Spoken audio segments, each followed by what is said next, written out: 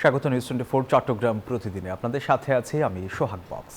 চট্টগ্রাম বন্দরের এনসিটি সহ বিভিন্ন স্থাপনা বিদেশিদের হাতে না দেওয়ার দাবিতে অনির্দিষ্টকালের কর্মবিরতিতে নেমেছেন বন্দর শ্রমিক ও কর্মচারীরা।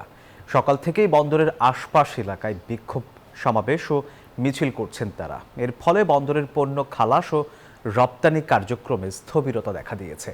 চট্টগ্রাম বন্দরের new mooring container terminal NCT নিয়ে চুক্তির সিদ্ধান্তের প্রতিবাদে গত 31শে জানুয়ারি থেকে টানা 3 দিন আংশিক কর্মবিরতি পালনের পর আজ থেকে এই অনির্দিষ্টকালের জন্য কর্মবিরতির ডাক দেয় বন্দর রক্ষা সংগ্রাম পরিষদ।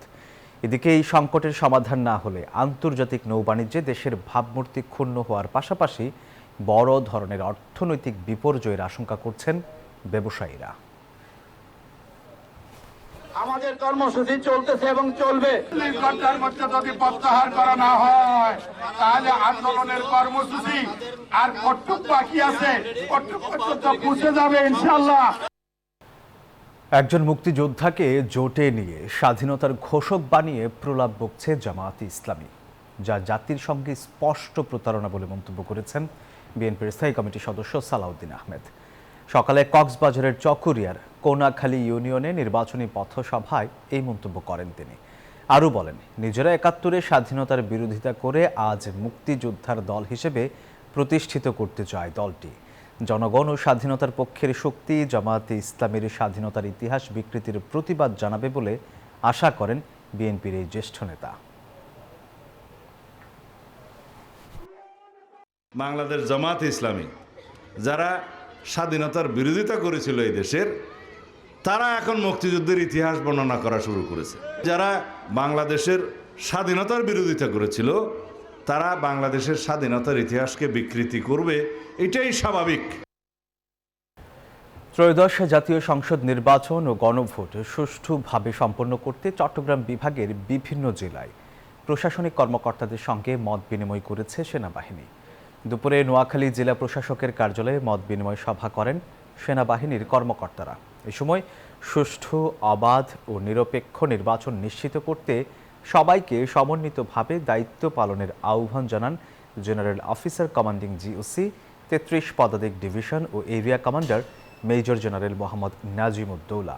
অন্যদিকে একই দিন লক্ষ্মীপুরের প্রশাসনিক কর্মকর্তাদের সাথেও মত বিনিময় করেছে সেনাবাহিনী।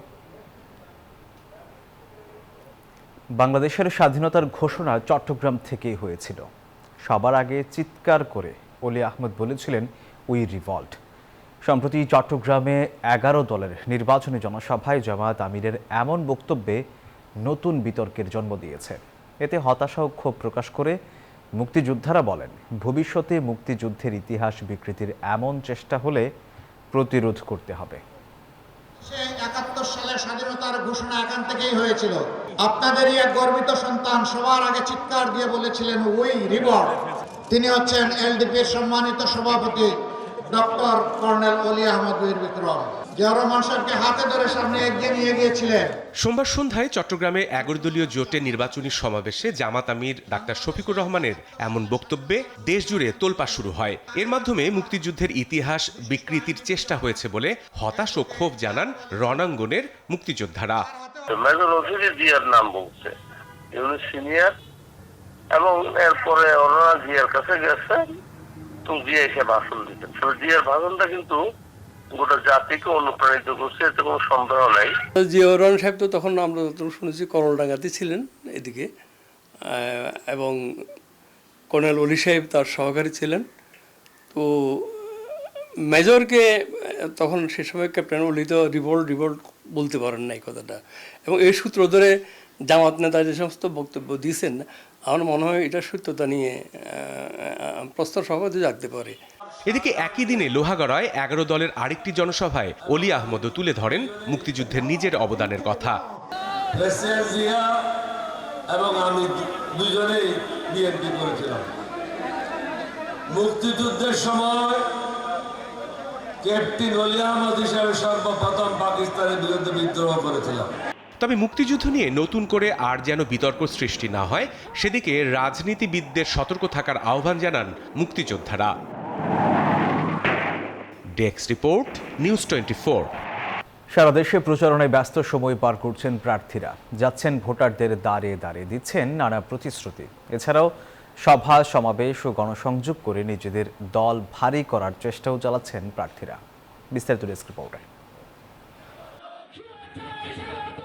দুপুরে ঠাকুরগাঁয়ের পৌর শহরে নির্বাচনী গণসংযোগে অংশ নেন বিএনপি মহাসচিব মির্জা ফখরুল ইসলাম আলমগীর। এ সময় তিনি বলেন, ধর্মকে ব্যবহার করে একটা দল মানুষের মাঝে বিভ্রান্তি ছড়াচ্ছে এবং মিথ্যাচার করছে। ৭১কে পিছিয়ে ফেললে জাতীয় অস্তিত্বকে হারিয়ে ফেলবে বলেও মন্তব্য করেন তিনি। ৭১ হচ্ছে আমার মূল অস্তিত্ব, এটাকে নিয়েই আমাকে এগিয়ে হবে। দুর্ভাগ্যজনক ভাবে একটা গোষ্ঠী ওই ৭১কে পিছনে ফেলতে যায়। এদিকে সকালে কক্সবাজারের চকরিয়ার কোনাখালী এলাকায় নির্বাচনী পথসভায় যোগ দেন বিএনপির স্থায়ী কমিটির সদস্য সালাউদ্দিন আহমদ। বলেন, যারা দেশের স্বাধীনতার বিরোধিতা করেছিল তারাই আজকে নতুন করে মুক্তিযুদ্ধের ইতিহাস বর্ণনা শুরু করেছে। বাংলাদেশ জামাত ইসলামী যারা স্বাধীনতার বিরোধিতা করেছিল এই দেশের, তারা এখন মুক্তিযুদ্ধের ইতিহাস বর্ণনা করা শুরু করেছে। এছাড়াও নাটোর সদর ও নলডাঙ্গা ২ আসনে প্রচারণা চালান ধানের শীষের প্রার্থী অ্যাডভোকেট এম রুহুল কুদ্দুস তালুকদার দুলু। বলেন, শহীদ প্রেসিডেন্ট জিয়াউর রহমান ও বেগম খালেদা জিয়া সবসময় মেয়েদের সম্মান নিয়ে ভাবতেন। জাগরণ ভ্যান নামে ডিজিটাল স্ক্রিন ও আধুনিক সুযোগ সুবিধা সংবলিত একটি বিশেষ ট্রাকের উদ্বোধন করেন বিএনপি স্থায়ী কমিটির সদস্য আমির খসরু মাহমুদ চৌধুরী। এদিকে দুপুরে সিংড়া বাস স্ট্যান্ডে ১১ দলীয় জোটের প্রার্থী প্রফেসর জার্জিস কাদির বাবুর নির্বাচনী প্রচারণায় যোগ দেন এনসিপির মুখপাত্র আসিফ মাহমুদ সজীব ভুইয়া। বলেন, পাতানো নির্বাচনের মাধ্যমে ক্ষমতায় আসতে চাইলে হাসিনার মতো পার পাওয়ার সুযোগ নেই। প্রশাসন যন্ত্রকে কাজে লাগিয়ে পাতানো নির্বাচনের মাধ্যমে ক্ষমতায় আসতে চান, আপনারা মনে করবেন না যে শেখ হাসিনার মতো আপনারা পার পেয়ে যাবেন। কুষ্টিয়া ৩ আসনে নির্বাচনী প্রচারণায় ব্যস্ত সময় পার করছেন ইসলামী আন্দোলনের প্রার্থী আব্দুল্লাহ আকন্দ ও তার কর্মী সমর্থকরা। এছাড়াও দেশে সব আসনেই জোর প্রচারণা চালাচ্ছেন বিভিন্ন দলের প্রার্থীরা। Desk report, news 24। ত্রয়োদশ জাতীয় সংসদ নির্বাচনকে সামনে রেখে জোর প্রচারণা চালাচ্ছে রাঙামাটি নির্বাচনী আসনের প্রার্থীরা। দুপুরে রাঙামাটির বাঘাইছড়িতে গণসংযোগ, উঠান বৈঠক ও সমাবেশে যোগ দেন বিএনপির প্রার্থী অ্যাডভোকেট দীপেন দেওয়ান। এ সময় ভোটারদের মন জয় করতে নানা প্রতিশ্রুতি দেন তিনি। অন্যদিকে বাংলাদেশ ওয়ার্কার্স পার্টির প্রার্থী জুই চাকমা প্রচারণা চালান আরেক উপজেলা জুরাছড়িতে। সেখানে বাজার সহ সাধারণ ভোটারদের ঘরে ঘরে ভোট প্রার্থনা করেন তিনি। লক্ষ্মীপুরে অবৈধভাবে ৬টি ভোটের সিল সহ এক ব্যবসায়ীকে আটক করেছে পুলিশ। বিকেলে শহরের পুরাতন আদালত রোডের মারিয়াম প্রিন্টার্স থেকে তাকে আটক করা হয়। এ সময় সিল সহ একটি মোবাইল ফোন ও কম্পিউটার জব্দ করা হয়। পুলিশ জানায়, গোপন সংবাদের ভিত্তিতে মারিয়াম প্রিন্টার্সে অভিযান চালায় সদর থানা পুলিশ। এ সময় দোকান থেকে ভোটে ব্যবহৃত ৬টি সিল উদ্ধার করেন তারা। আর আটক সোহেলের অভিযোগ, অর্ডার পেয়ে তিনি সিলগুলো বানিয়েছেন, তবে কে বা কারা সিল বানানোর অর্ডার দিয়েছেন তা প্রকাশ করেননি তিনি।